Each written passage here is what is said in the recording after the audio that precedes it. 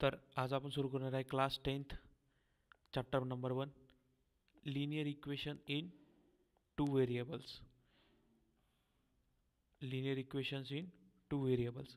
तर आपल्याला इथे विचारलं लिनियर इक्वेशन इन टू व्हेरिएबल्समध्ये याची एक प्रॉपर्टी आहे, ते म्हणतोय an equation which contain two variables. Variables म्हणजे काय होतं तर एक्स वाय झेड जे आपले अल्फाबेटिकल राहतात त्याला आपण म्हणतो व्हेरिएबल्स म्हणतो. ठीक आहे. आणि डिग्री राहते ही 1 राहते ऑफ इच टर्म्स म्हणजे एक इक्वेशन. नंतर म्हणतो कंटेनिंग व्हेरिएबल इज 1 म्हणजे एक तरी व्हेरिएबल एक्स वाय झेड हा तरी व्हेरिएबल त्यात पाहिजे. Is called as linear equation in two variables. तर व्हेरिएबल्समध्ये एक्स किंवा वाय असे हे दोन व्हेरिएबल्स आपल्याला त्यात प्रेझेंट पाहिजेत आणि हे आपल्याला व्हेरिएबल्स याच्यात प्रेझेंट पाहिजेत. तर आपण आधी बघूया लिनियर इक्वेशन म्हणजे काय होते. लिनियर इक्वेशन आपण बघणार आहे. एक्झाम्पलच्या फॉर्ममध्ये आपण घेतो इथे 5x + 7y = 15. तर याची जर आपण डिग्री बघितली तर ही पण 1 आहे आणि इथे पण 1 डिग्री आहे. आपल्याला इथे काय पाहिजे त्याची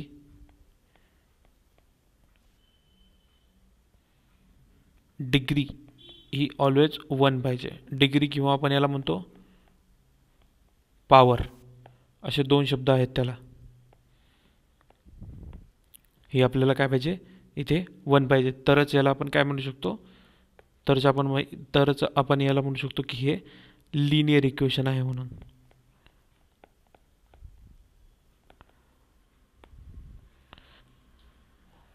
यात याची पॉवर सुद्धा आपल्याला पाहिजे. याची highest power of the variable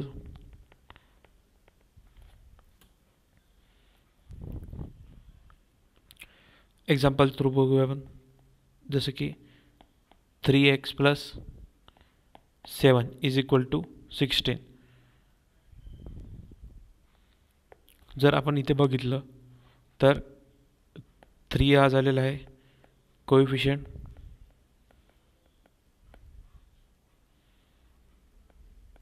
याला म्हणतात कोएफिशियंट. नंतर हा जो x आहे त्याला म्हणतो आपण व्हेरिएबल. ठीक आहे. आणि हा जो 7 आहे हा आपला कॉन्स्टंट राहणार आहे ह्याच्यात. हा राहणार कॉन्स्टंट. असे ह्याच्यात 3 प्रकार आहेत जे आपल्याला माहीत असणं आवश्यक आहे. फर्स्ट आहे आपला इथे 3x + y हे झालं आपलं इक्वेशन. ठीक आहे. Linear equation. त्यात 3ला आपण काय म्हणतो हा आहे कोएफिशियंट. नंतर x आहे तो त्याला आपण व्हेरिएबल म्हणतो जे अल्फाबेटिकल फॉर्ममध्ये लिहिल्या जाते जसं की x आहे y आहे आणि z आहे. नंतर हा जो प्लस नंतरचा जो आहे 7 हा आपला कॉन्स्टंट राहतो नेहमी. हा आपला कॉन्स्टंटच राहणार आहे. असे ह्याच्यात 3 हे महत्त्वाचे आहेत जे लिनियर पेअरमध्ये आपल्याला आवश्यक आहे. आता इक्वेशन म्हणजे काय बघूया आपण. तर इक्वेशनच्या फॉर्ममध्ये आपल्याला पाहिजे की LHS साईड ही सेम पाहिजे RHS साईडला, म्हणजे दोन्ही साईड हे आपल्याला इक्वल पाहिजे तरच हे फॉर्म करून ह्याला इक्वेशनच्या फॉर्ममध्ये होईल. हेच आपलं सांगितलेलं आहे ते. आपण आता एक लिनियर इक्वेशनचे एक्झाम्पल बघून घेऊया की काय म्हटलं. लिनियर इक्वेशन आपण कशाला म्हणू शकतो. तर इथे त्याला आपण x + y = 5. आता इथे डिग्री याची 1 आहे, याची पण डिग्री 1 आहे म्हणजे हा लिनियर इक्वेशन आहे. इथे पण बघूया 3x + 7y = 16. येतात 3x ची पण डिग्री 1 आहे आणि 7y ची डिग्री 1 आहे म्हणजे हा पण आहे एक लिनियर इक्वेशन. पण इथे थर्ड नंबरमध्ये जर आपण पाहिलं की 2y + 8y² = 3 तर इथे याची डिग्री तर 1 आहे पण ह्याची डिग्री आपल्याला 2 दिली आहे म्हणजे हे लिनियर इक्वेशन होणार नाही. म्हणजे आपल्या लिनियर इक्वेशनमध्ये काय पाहिजे तर डिग्री ही आपल्याला always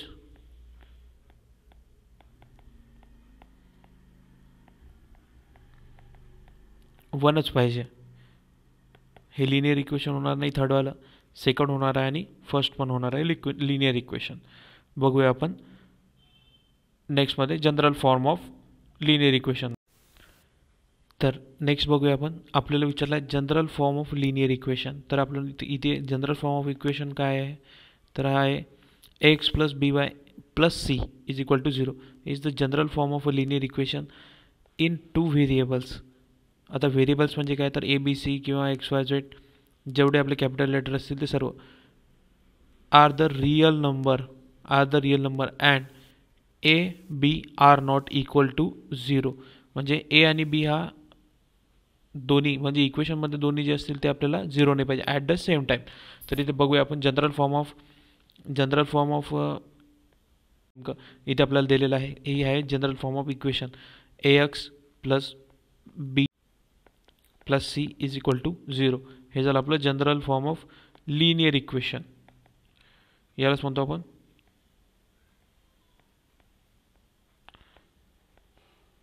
general form of linear equation. हे झालं आपलं लिनियर इक्वेशन. 2 व्हेरिएबल्स आपल्याला दिलेले आहे, इथे एक्स दिलेला आहे, इथे वाय दिलेला आहे. व्हेरिएबल इथे प्रेझेंट आहे आपल्या याच्यात. नंतर सांगितलं आपल्याला की A B C are real numbers. आता इथे आपल्याला रिअल नंबर्स पाहिजे. तर रिअल नंबरमध्ये कोणकोणते नंबर येतात ते पहिले आपण घेऊया. रिअल नंबर्समध्ये येतात आपला फर्स्ट येतो natural numbers, all natural numbers येतील त्याच्यात. परत सेकंडमध्ये येतील त्याच्यात होल नंबर्स, थर्ड येतील त्यात इंटीजर्स,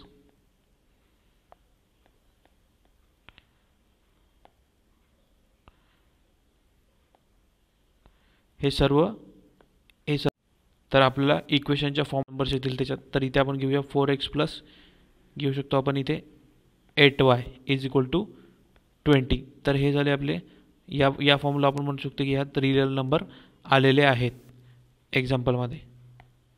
ठीक आहे, हे झालं आपलं रिअल नंबरचं. आता नेक्स्टमध्ये आपण बघूया चार्ट दिलेला आहे आपल्याला, तो बघूया. विचारलेलं आहे की इथे म्हटलं आपल्याला की ए अँड बी आर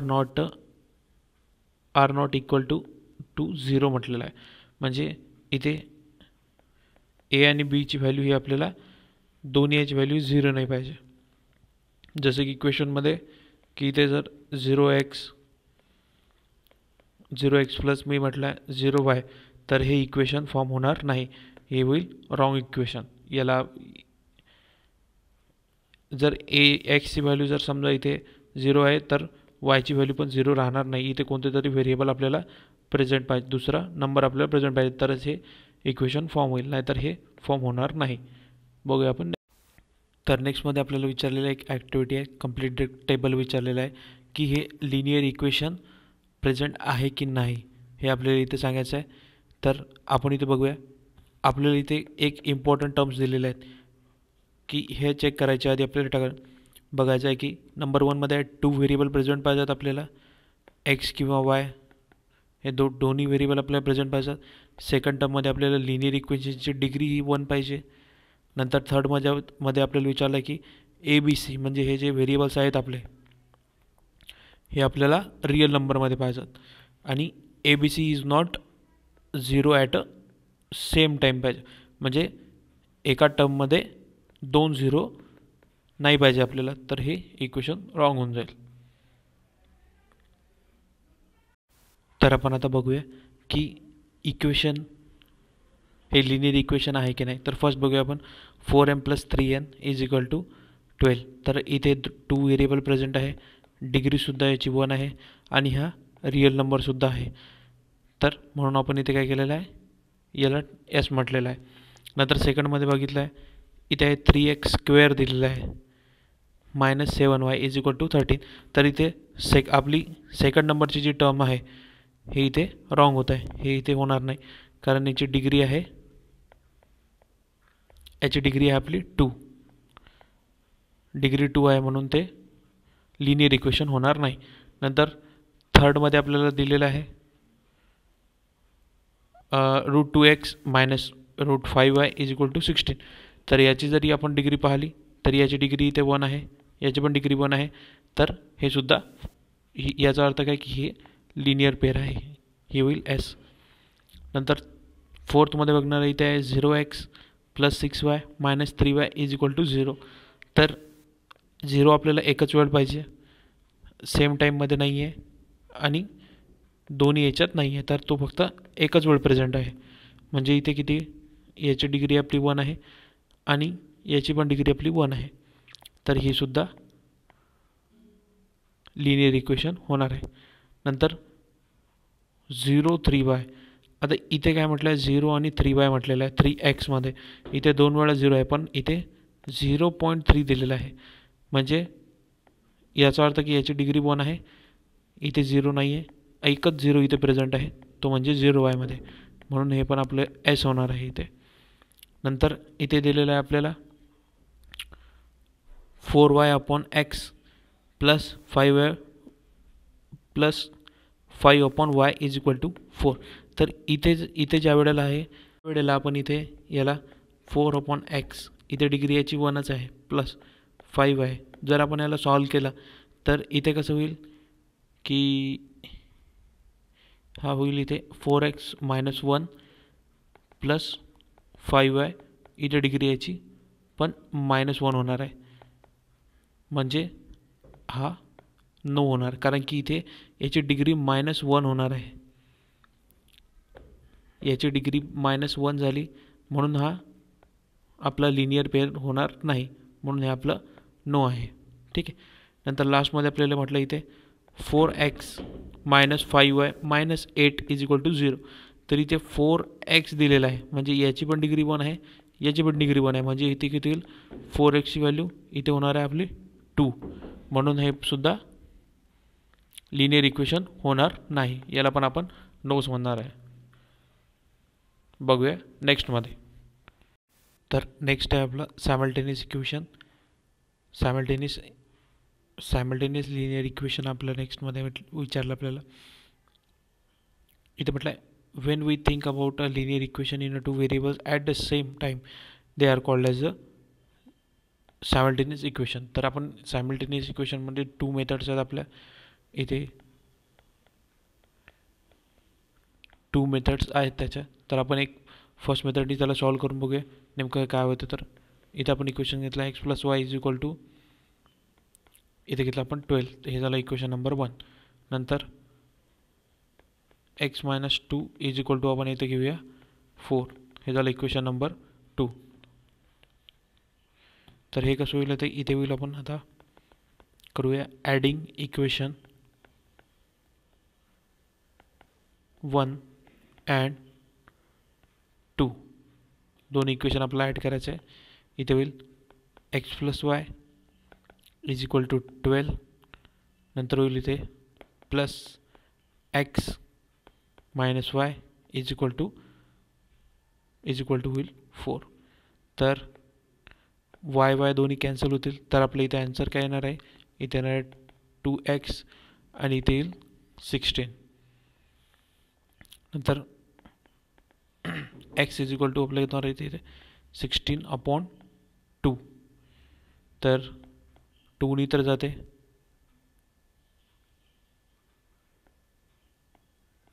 इथे येईल 8ने याला डिवाइड केला, म्हणजे आपली x ची व्हॅल्यू निघालेली आहे इथे, ती आहे 8. तर आपल्याला इथे होता y ची व्हॅल्यू काढायची आहे, तर आपण इथे येऊ पुटिंग x =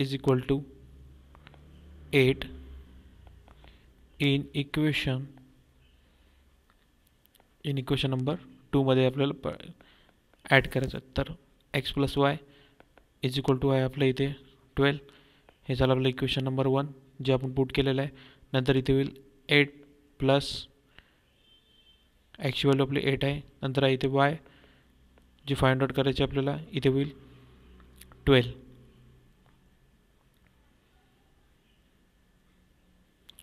तर इथे होईल y = 12 - 8. तर 12 - 8 जर केलं तर आपला आन्सर किती येतं, इथं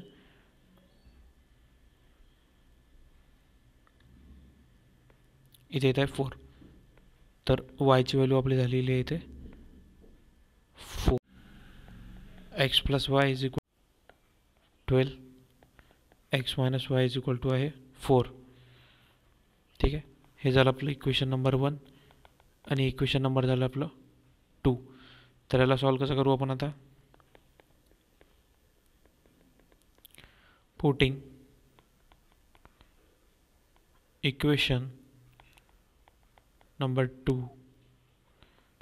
x minus Y is equal to आहे आपलं 4. इक्वेशन नंबर 2 घेत आहे आपण. तर नंतर येईल X is equal two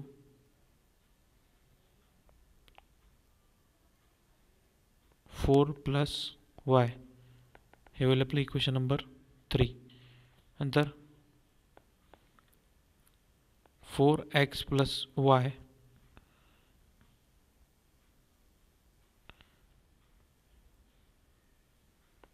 plus Y is equal to इथे येईल 12.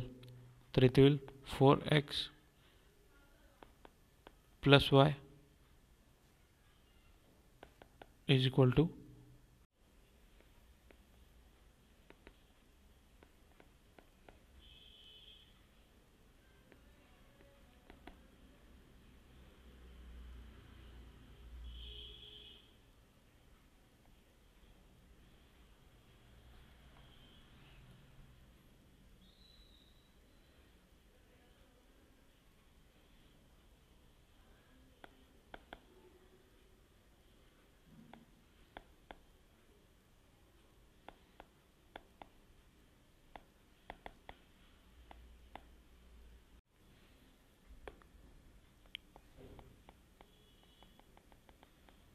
पुटिंग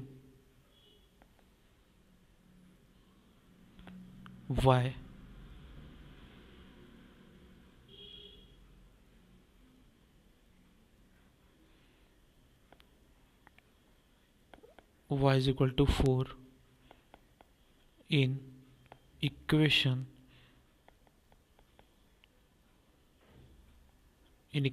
3. इथे होईल x प्लस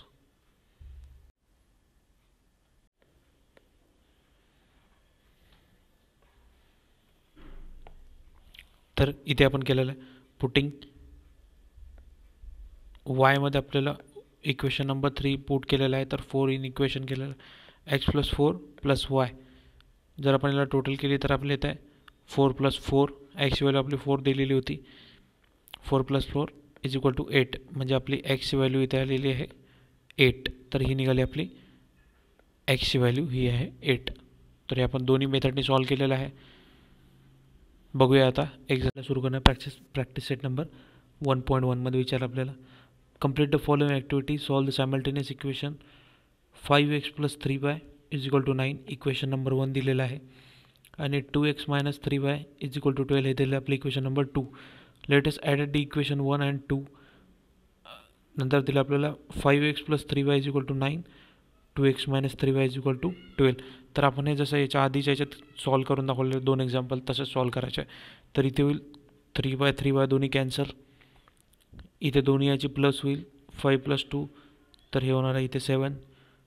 नंतर 9 प्लस 12 केलं तर इथे होतील इथे होईल आपलं 21. तर नंतर इथे किती येणार आहे एक्सची व्हॅल्यू आपल्याला येते 21 अपॉन येईल इथे 7. तर 7 1 7 7 3 21. म्हणजे एक्सची व्हॅल्यू आपली इथे आलेली आहे 3. तर नेक्स्टमध्ये काय आपल्याला putting X is equal to 3 in equation number 1.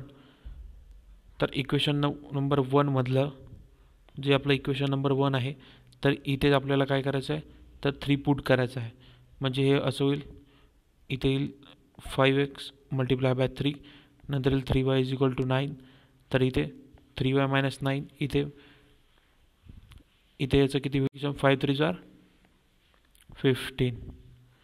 तर इथे दोघांची जर मायनस केली 3y मायनस 15चं येणार आहे आपलं -6 अपॉनमध्ये आपलं इथे हे 3 3 1 3 इथे येणार आहे 6. 3 1 3 3 2 6. तर वायची व्हॅल्यू आपली किती आलेली आहे ती आलेली आहे -2. तर एक्सची व्हॅल्यू आपली आलेली आहे इथे पहिलेच, ती आलेली आहे 3 आणि वायची व्हॅल्यू आपली आलेली आहे -2. तर हे आपण इक्वेशन इथे सॉल्व केलं.